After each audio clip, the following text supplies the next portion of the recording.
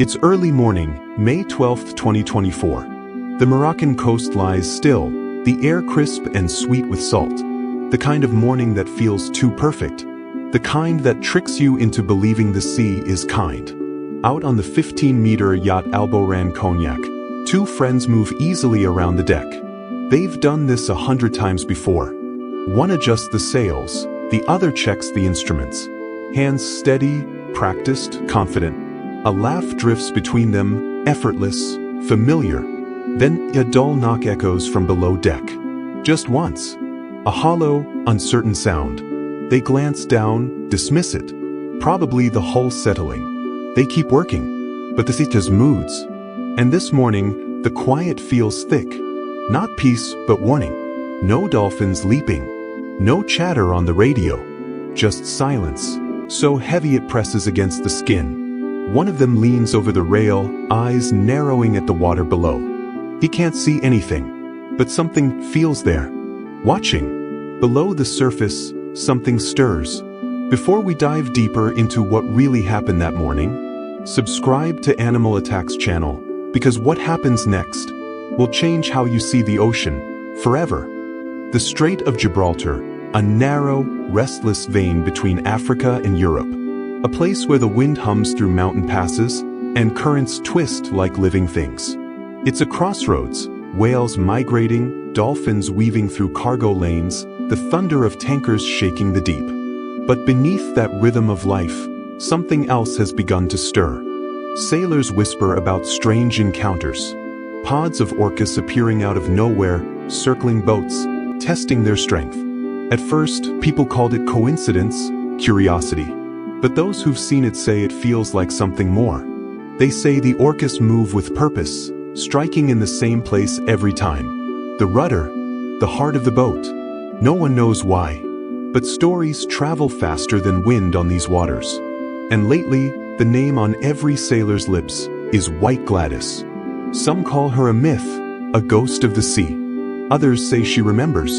Out there today, two sailors aboard the Alboran Cognac steer through these same waters, laughing off the warnings, unaware that they're about to become part of the legend themselves. By mid-morning, the world felt weightless. The yacht slicing through glassy blue, every ripple reflecting the sky. They brewed coffee, the smell drifting between salt and diesel. One of them laughed quietly. Smells better than 10 years port fuel. The other grinned, sipping in silence.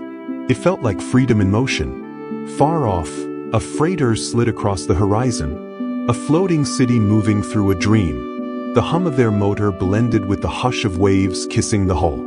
Ordinary. Comforting. Then, 10:17 a.m. A flock of seabirds exploded upward. A violent burst of wings cutting through the calm. Their cries echoed, then disappeared into silence. Even the wind seemed to hold its breath. One of the men leaned over the rail, squinting into the glare. Beneath him, the sea had changed. Its blue trembling, darker, alive. For a moment he saw it, a massive shadow gliding under the surface. Then it was gone, vanished, as if the ocean had swallowed its own secret. He straightened slowly, didn't say a word. He didn't mention it, not yet. The first impact came softly, like someone knocking on the hull from below. One of them lost balance, slamming into the cabin wall. Cups shattered on the floor. When they ran to the stern, their blood went cold. An orca, a massive, black and white shape gliding just under the surface, its dorsal fin slicing through the water. Then another, then a third. Their movements weren't random. They were organized. The orcas began circling, their white patches flashing like warning lights beneath the waves. Then, without warning, another bang. The entire yacht shuddered. And this time they saw it clearly. One orca slamming its head directly into the rudder. They were being hunted. The men scrambled, shouting over the wind, slipping on wet deck boards as the yacht pitched beneath them. They cut the engine, hoping the silence would calm the whales. The orcas came back, moving in formation. Each impact struck with a sound like thunder beneath the sea, deep, rolling, endless. Inside chaos. Instruments rattled, glass cracked, drawers burst open. The steering wheel spun wildly in their hands, and then stopped.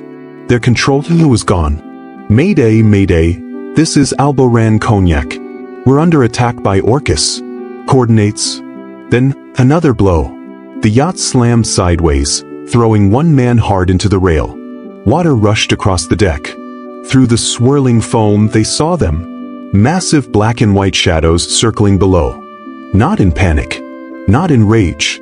But in perfect, terrifying order. No blood. No chaos. Just intention. A thunderous crack split the hull, the kind that vibrates through your bones. The men scrambled. Water gushed through the lower deck, dark, freezing, relentless. But the fiberglass had fractured like glass under pressure. Outside, the orcas circled slower now, not attacking, just watching. Silent. Calculating. Then, they vanished. For a moment, only the groaning of the yacht remained, like a wounded animal. That silence was worse than the attack. It felt unnatural. Predatory. One of the men scanned the waves, eyes burning from salt and fear. Nothing but broken foam and drifting gear. Then came the realization. They weren't going to save her. The Alboran Cognac was dying. They launched the life raft, hands trembling. Grabbed what they could, a flare gun, a radio, a single dry bag. Then, in silence, they stepped away from the yacht that had carried them across continents. From the raft, they watched her sink, stern first, swallowed by her own reflection. The sea closed over her like a grave. For a moment, one of them whispered her name under his breath, as if the ocean might give her back. The orcas never resurfaced. And in that stillness, they understood. The ocean doesn't hate you. It just doesn't care. Their faces burned under the Moroccan sun. Their lips cracked. The radio, their lifeline, hissed with static. Then, faint through the noise, a voice. Copy that, stand by for coordinates. Help was coming. They clung to hope like it was the last rope in the world. And just before sunset, a silhouette appeared on the horizon. A rescue vessel. They fired a flare. Red light cut through the dying sun. A signal of survival. Moments later, they were pulled aboard. Shaking. Exhausted. Silent. As the rescue ship turned back toward port, one man looked over the railing. There was nothing left, just ripples, and the deep blue where Alboran Cognac had gone under. Their story spread quickly. Another yacht lost. Another encounter the world couldn't explain. By the time news reached scientists, something larger had already begun. Over 500 encounters in the same region, all striking the same way. All deliberate. All eerily coordinated. And when researchers compared notes, one name surfaced again and again. White Gladys. The orca said to have once been hurt by a collision and who never forgot. It's believed she began teaching others to target the source of human control, the rudder. Not to kill. Not for food. But to make humans listen. Orcas are thinkers. They communicate, plan, and learn. They pass knowledge like stories through generations. Scientists call it cultural transmission. Sailors call it vengeance. Whatever it is, it's spreading. And the message couldn't be clearer. The ocean remembers. The ocean keeps its secrets. For centuries, we've sailed it, taken from it, built lives around it. But every now and then, it reminds us we're only guests. The Alboran Cognac lies somewhere beneath those Moroccan waves now.